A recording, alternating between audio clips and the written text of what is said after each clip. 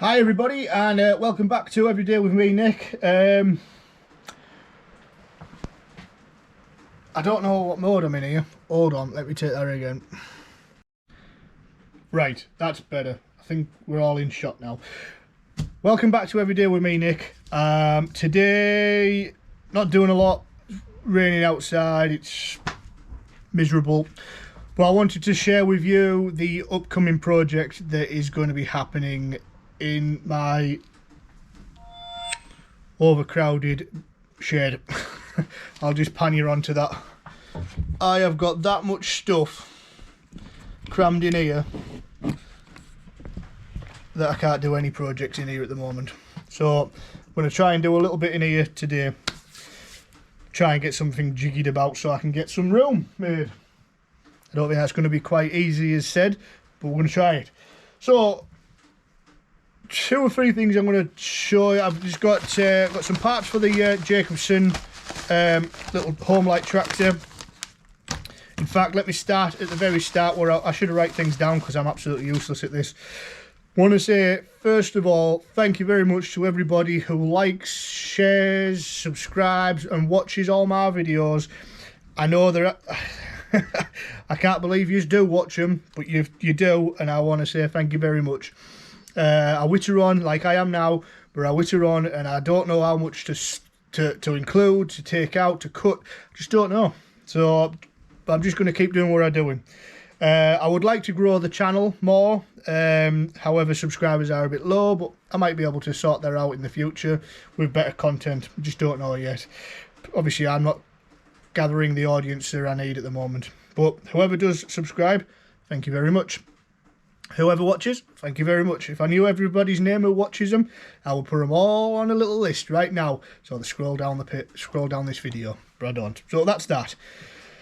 Secondly, all my family's well. Milo, Isaac are doing great. They're growing up too fast, and I love every minute of it. But yeah, it's brilliant. Isaac is going to be the oldest one. He just wants to do everything with me at the moment, which is great. But I can't get done then. So that's that. Milo, he's just coming on leaps and bounds for how old he is. So that's great as well. Laura's doing great as well. So that's the family done. All okay. Next, I haven't done no wood processing this year because I haven't got any. The guy who I get it off cannot get it out of the woodland. It's just that wet. The fields are that boggy. Just can't get it out, and you don't want to be on bad terms with a farmer. So that's that. Secondly, third, fourth, whatever it is. Yeah, back to the Jacobsen. I think everything's all addressed now. If there isn't, let me know. I'll do a little bit something on it. Needed a new fuel tap, so I've got a new fuel tap. It's got a filter there, but I don't know if I'm going to use it. I might do. I've got an inline anyway, so I might just get rid of that. At least it won't restrict flow. I've also got a new throttle cable. The one that I have on now is chocky blocked and it just keeps coming out, so I don't want that. So I've got one end that's sort of already pre-formed, and the other end, well, I have to cut it down to suit size and then make my own end. Now, I could have bought one like an adapter that you put on, but I'll just make it. All I have to do is just give it a little bend in the vise or something. Easy peasy. So that's the Jacobsen for repairs at the moment. It will get a new... I'm going to order a new carb rebuild kit for it. And I'm going to also check the valve clearances on it, but I need to get the manual for that. I haven't got one yet. So that brings me on to the next thing of the Jacobsen Homelite, which after doing a lot of extensive research, couldn't find a great deal. However, they were also branded the Ford LGT 145, I think it was. I think they did a 125 as well. So the Ford's made them in America. The LGT stood for Lawn Garden Tractor. Didn't know that. Do now. The 145, I'm sure 14 was the horsepower, but mine's 13 horsepower, and the 5 was a transmission type, I think. I I'm not entirely sure on that, but that's what it is. So after looking about for some things, I found some different people on YouTube doing stuff, led me onto a different channels. Go down the rabbit hole. Oh my god, we've watched 10 hours of YouTube videos and now I'm late for work. No, I found people who use these garden tractors as loader backhoe tractors, and it blew my mind. I thought, I need that in my life. Now, I already have a loader on the David Brown 880, and it's fantastic. It lifts a lot, does a lot, moves a lot. Great stuff. Don't need another loader. So, if you head over to I Save Tractors on YouTube or Think DIY on YouTube, that's the two main people I've been following for this build, you will find people, them two channels at least, who have done loader and backhoe builds on their little garden tractors.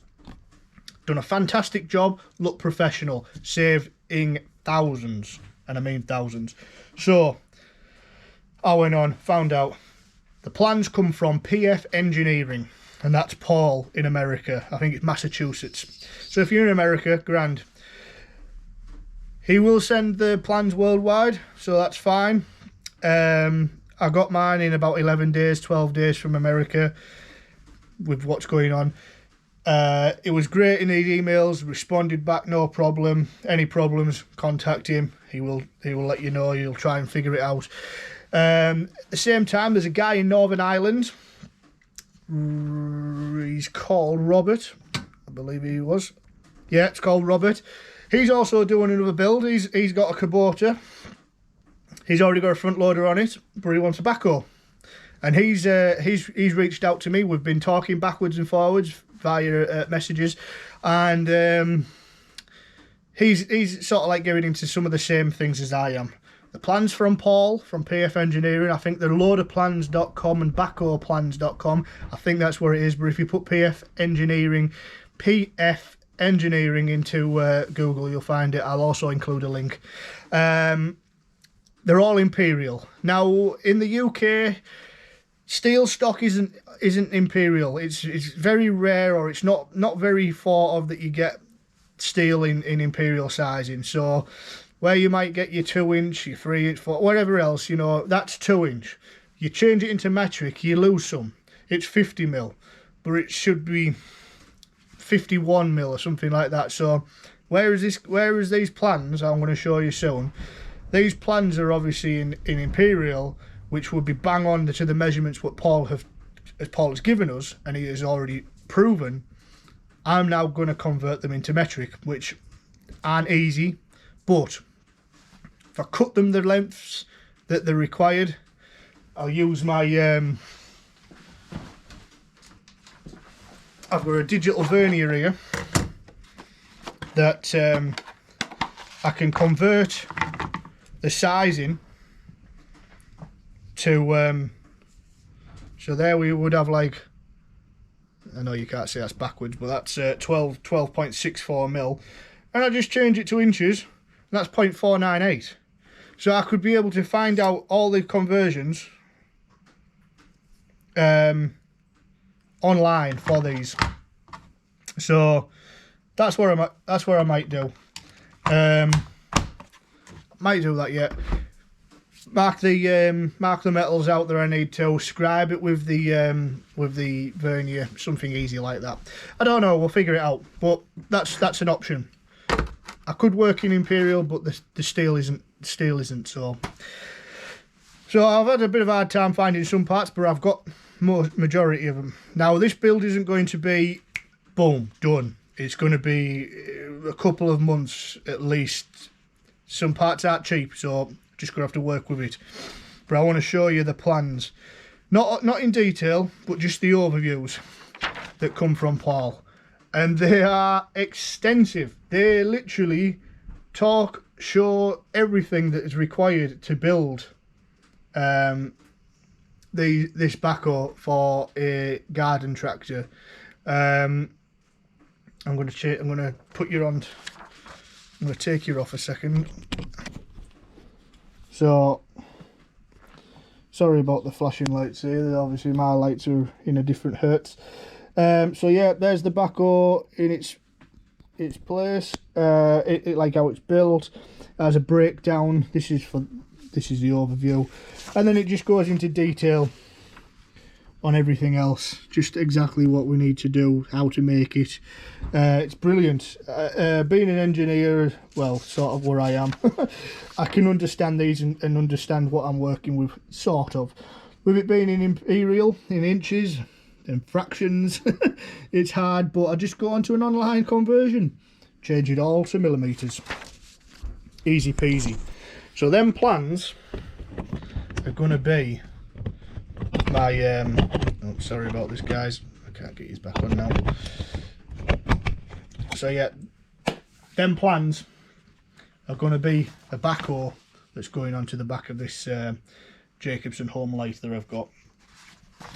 Comes with material list, breakdown of everything, how much you need. He's done it all. There's not much thinking involved. As long as you can understand engineering drawings, Bob's your uncle. Now, like I said to you, Think DIY and iSave Tractors have both undertook these plans, and they've come out very successfully. Look great as well. I mean, Norman from iSave Tractors, he's ran his for a lot of time and no problems at all, to the tractor, to the backhoe, anything. So it obviously works. That's what I'm wanting. Materials wise, I mean, the steel is easy to get hold of for myself. The rest of it isn't. Obviously you're going to have to order it, but it's a lot of money. Just in the hydraulics alone, so we're talking 6 cylinders, a gear pump housing, so it can be ran off a pulley, and controls, I think was around about £1,200 sterling. So it's just going to have to be buy when I can, and then go from there. I would love everything to be there for me and start. But this is the average DIY like myself, talking to whoever's watching. That's what we deal with. If you don't have the money there to spend, you can't get everything. So what I'm going to do is I'm going to make up the frame for the backhoe and the slew pivot. That's going to be the major part of the whole structure of the backhoe. I haven't got any way to mount it to the Jacobsen Homelite tractor at the moment, so that's why I'm going to focus on that first. I'm going to get that frame built. I don't have to get any hydraulics for it.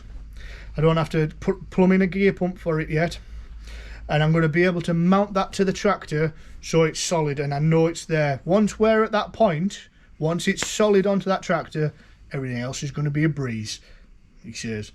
So that's the plan. But yeah, so there is a bit of work involved, but as long as you take it step by step and you look at things and you just sort of go, oh my god, that's a lot of stuff to take in, to digest. Circle it, number it, work on it. Easiest way.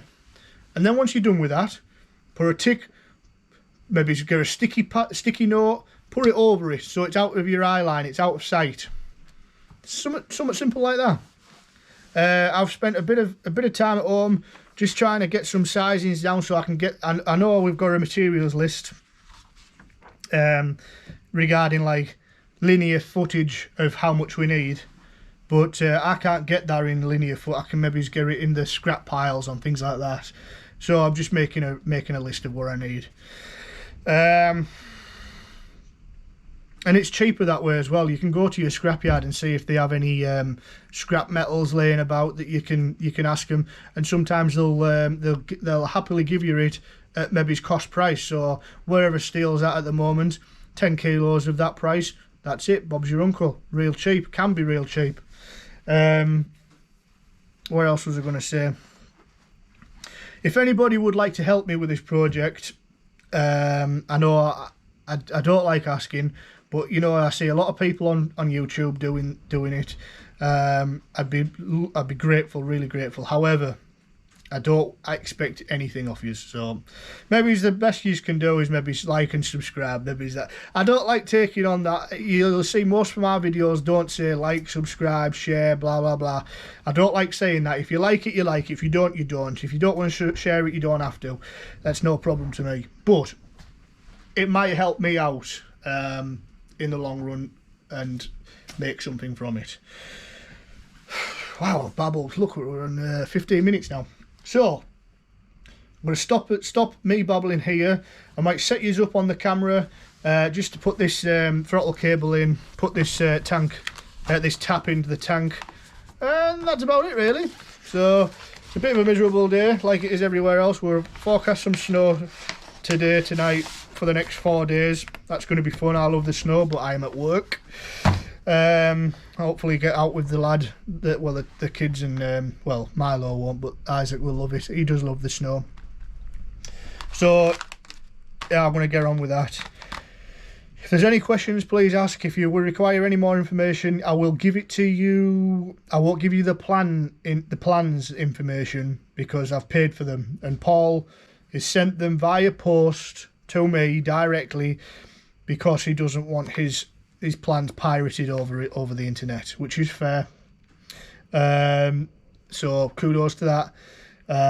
I will give you as much information as I can possibly share without you having to, without you building it by what I'm sharing with you. You will see this build go on as I am.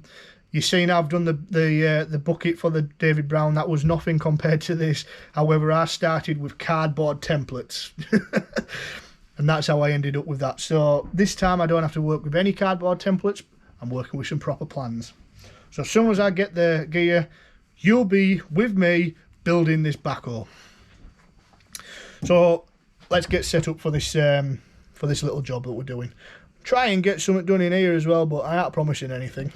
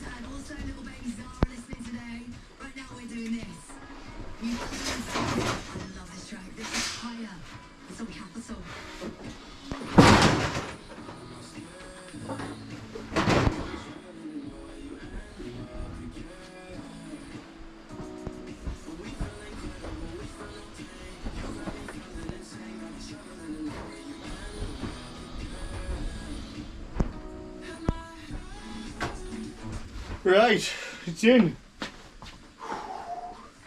I don't know if you can pick up. Let me take you off camera a second, off the tripod. I don't know if you can pick up like I just did there, but this wheel was slightly off. It's like bent over.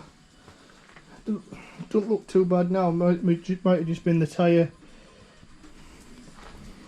Yeah, that one's fine. So, Jacobsen Homelite. I'm going to take all this off so I can see what I'm working with back here, but it looks like we've got some substantial place to mount this frame onto.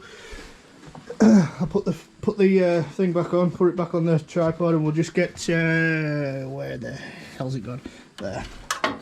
That's where the tap's gonna go, fuel tap, and this is me amazing chocky block throttle cable, which goes to there, all the way back there, just dip into there. So we'll figure that out, and then that's it. Put the air filter back on, put it back together. Job's a tatty. Next job to do after that, to take this steering component off and take this full steering shaft out, because I'd be better off, I don't know if you can see it, this is all the unit here. You're better off steering with no steering. That's how bad it is. So that's the next job from there. So I'll set you up in a second. Update. I aren't going to do what I've just said there. I'm going to wait till I take off, where are we? Wait till I take off all of this. And then I'll be able to get behind the console part there, and I'll be able to get the throttle a lot easier. So that is what we're going to do. Not today, but we are going to do it. So I might start. I don't know whether I should start taking any gear off yet. I'm not sure. I know I am gonna. This is terrible. This look at how much play there is. There's a quarter of a steer there before anything happens. So something's obviously buggered, and they've had a. They've bodged it up somehow. So that's to do. What else is to do? Take this off.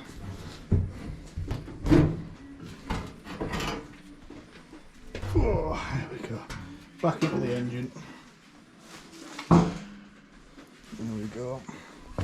So yeah, let's. I might put the. I'll tell you what. I'll put the fuel tap on first. I'll just go get some. I'll go get the tape. Go get the fuel tap. Right. 1 second. So the old fuel tap there I took off is there. Bottom's broke off. It's had a bit of PTFE tape round it by the looks of it, but shite. This one is a lot the coarser thread, so I don't know if that's going to be bad or good.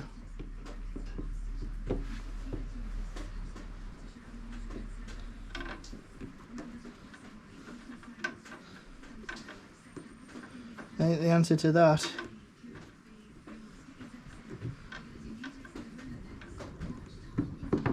is bad. So looks like we're gonna have to put some tape in, so bear with me. Right, and the question that yous are all thinking right now is PTFE tape good to be used with petrol? And I've got an answer for you. Yes. It is not susceptible, I think is the way to say it, to oils and petrols and solvents because of the way it's made. So there we go. Just so in case anybody was thinking the same thing as what, well, you know, you might be thinking it. So I'm just wrapping some tape around it. PTFE.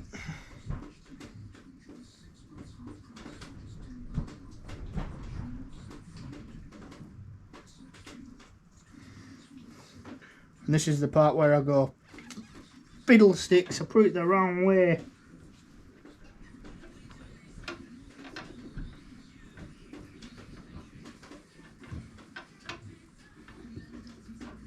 But I didn't.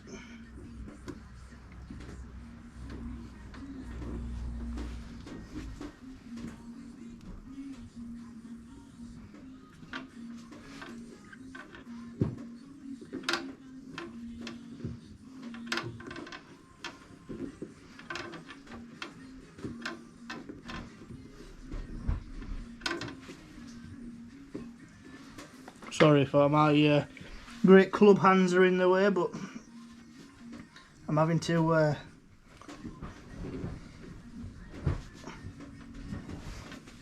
proper push up at the same time here. Now I'm just going to get a spanner.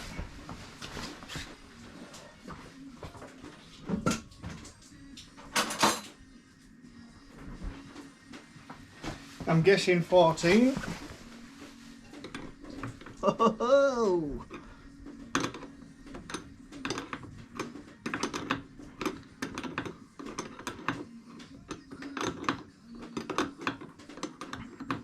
I have a feeling.